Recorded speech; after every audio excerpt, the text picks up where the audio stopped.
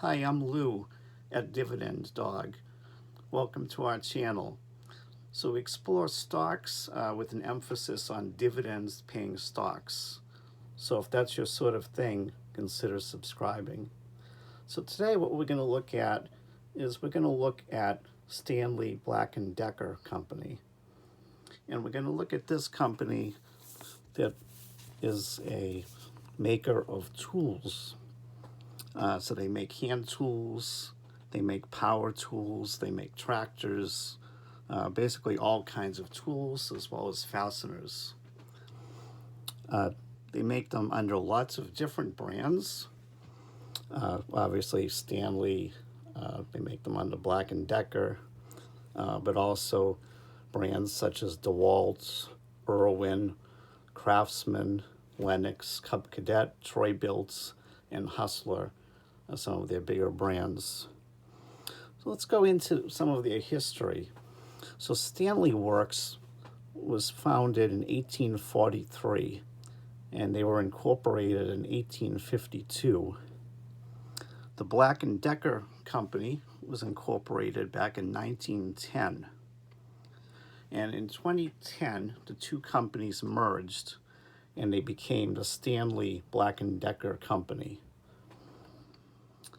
They have an acquisition strategy. So they boast that since 2002, they've spent over $13 billion on buying out other companies.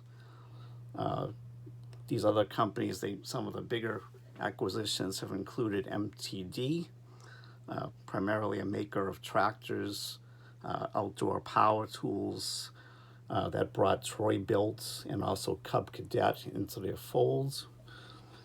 They bought out XL, that's the Hustler brand of turf equipment. They bought out Consolidated Aerospace Manufacturing, which does fasteners and components that go into the aerospace and defense industry.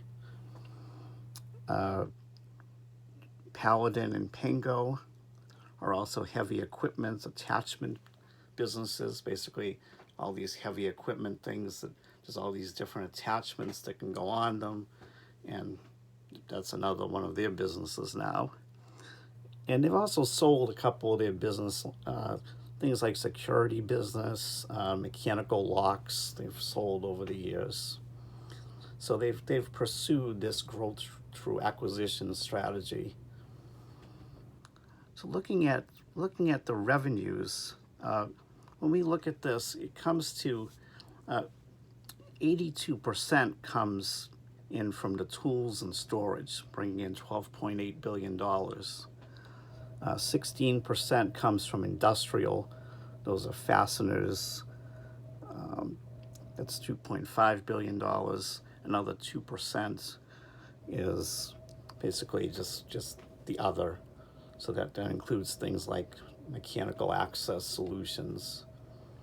So it's very much, as you can see, very much a tool company. They make tools, and that's what they do. And that's, for better or worse, that's their biggest part of their business. So just as a note, we're talking about the ticker symbol SWK here. There are some other ticker symbols, but we're talking about just their common stock, which is the SWK ticker symbol.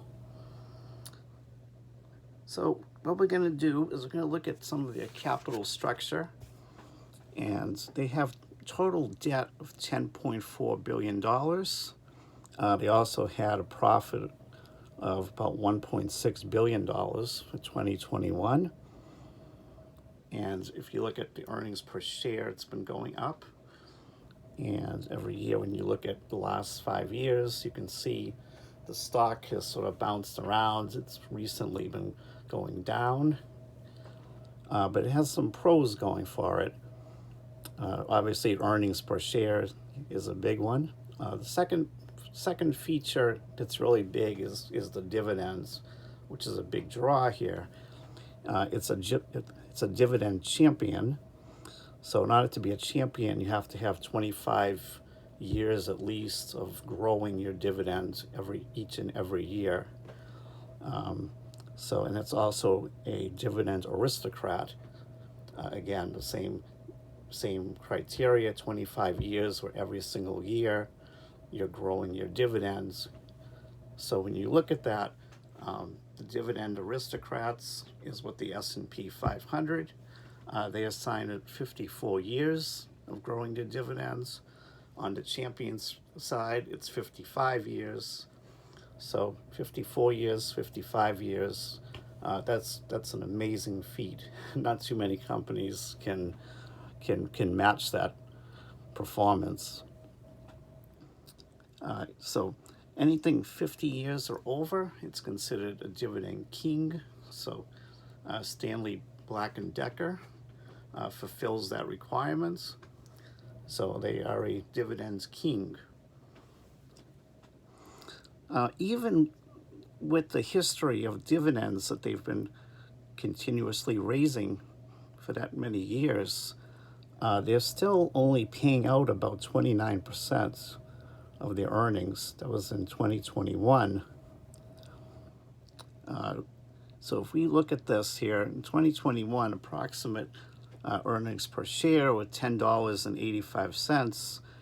They paid out about $2.98. So they're not stretching themselves to pay the dividends. And if we look back over the last few years, this payout ratio of how much they're earning per share versus how much they're paying per share, it bounces, between the 29% to about 40%. And the good thing is, recently is 29%. The 40% was going back to about the year 2013.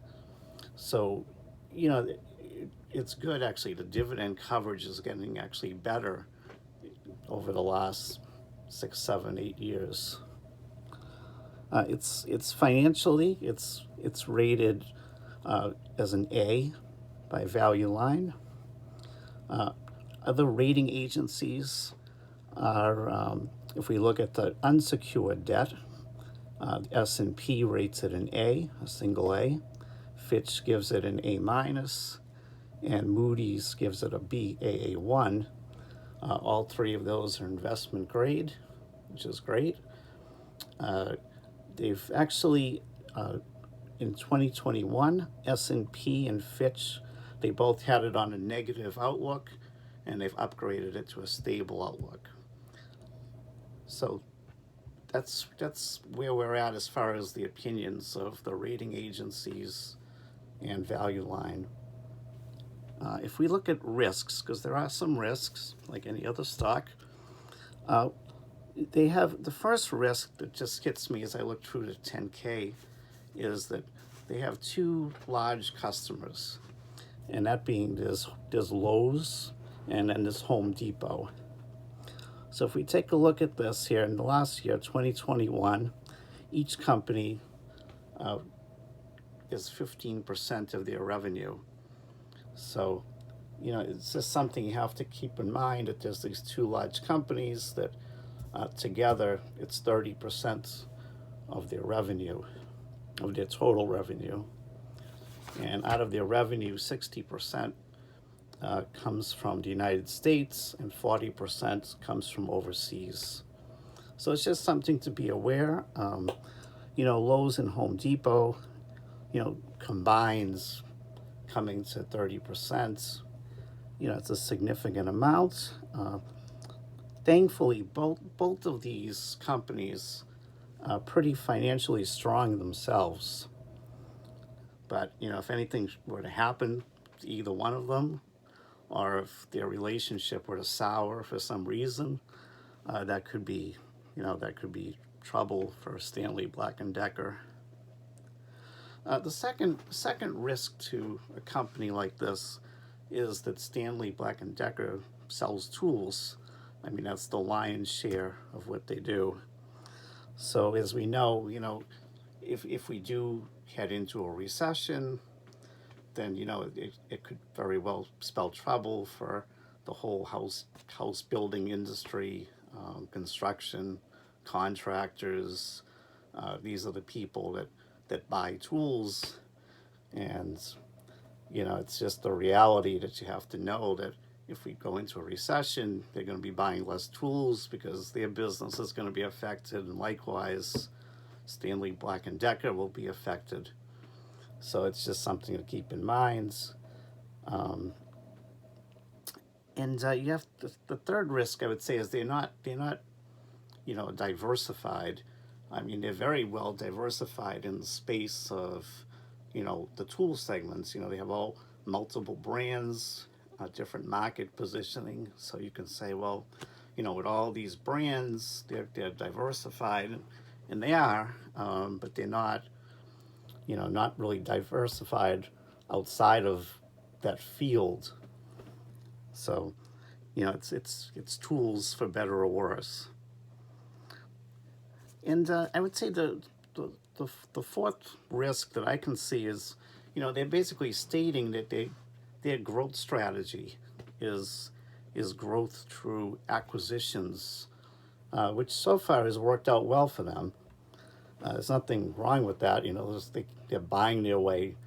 You know, they buy more brands, they buy more companies. They just try to grow that way. Unfortunately, acquisitions, it's kind of a mixed bag. It's good, but it's also a lot of companies. They can hit speed bumps. They can have integration issues when you're buying your way through growth. It's riskier than organic growth. So that's just something you have to kind of think in minds and keep in minds with this here. One thing I always look at is basically insider activity. I'm curious to see what the insiders are doing with the stock. So when we look at this, what we see here, because I look at the SEC Form 4, the latest activity was on August 2nd, and one of their directors, Andrea Ayers, she bought $1.4 million worth of SWK stock. So she bought 15,500 shares at $95.69 each. And earlier in 2022, a couple of vice presidents sold some stock. One of the vice presidents sold $1 million worth. The other sold $500,000 worth. Just bear in mind, the selling price back then was significantly higher. They were selling for $155 to $157 per share, so much higher amount.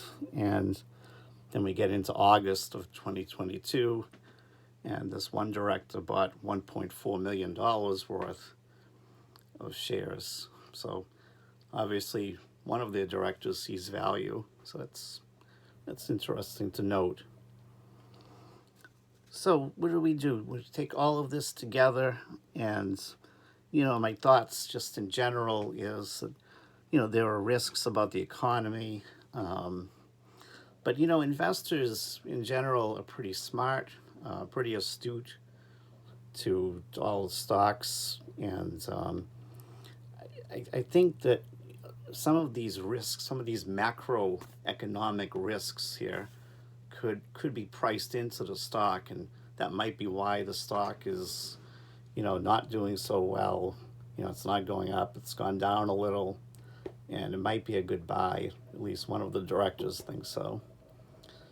I think another thing too is that even in a worst case scenario, a downturn, it might be a case where we turn around and because they've survived and they've thrived over the years, and they've grown bigger and bigger and bigger, and they've got all these brands, and it might be something like if we got a severe recession or a depression, that it might even hurt their competitors or knock their competitors out and actually help a company like this. So it's just another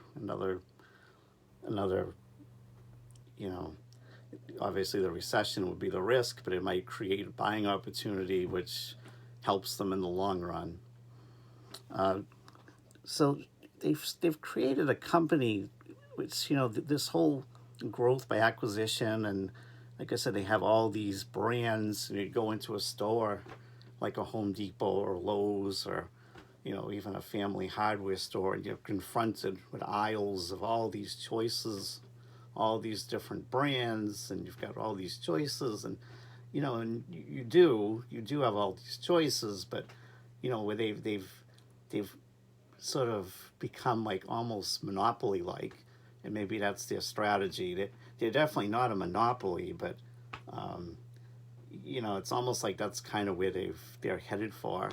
They say that they're the world's largest tool company. So, I can believe it. It's sort of like if you're looking at the store shelves and you're seeing, well, there's this brand, and then I could buy that brand, or a lot of times it looks like they're competing against each other, but the reality is it's all one big happy family, and they're going to get your money no matter which one you go for. So there are competitors, of course, but they've positioned themselves. You wouldn't necessarily know it when you're shopping. You're looking at different brands, and it's all in-house, that they own it no matter what. And so it's it's one big happy family that Black and Decker might be getting your money. So looking at the stock, look at the stock, how it's doing, how it's behaved. It seems cheap to me. You're getting this dividend king, 54, 55 years, every year raising their dividends. And management obviously will not want to lower the dividends or freeze the dividends. I'm sure it creates a lot of pressure on the CEO, if he wants to keep his job or her job, that they're gonna be a lot of pressure to keep raising the dividend, to keep that streak growing over time. So as the stock price right now, it's around $100 a share. Seems like a bargain to me. You're looking at the price to earnings ratio of about 10 for such an entrenched company. Myself, I bought in a couple shares when it was back at $117 a share. Bought a little more, a few more shares when it was $93.77. So my ownership cost basis is $101.51 per share.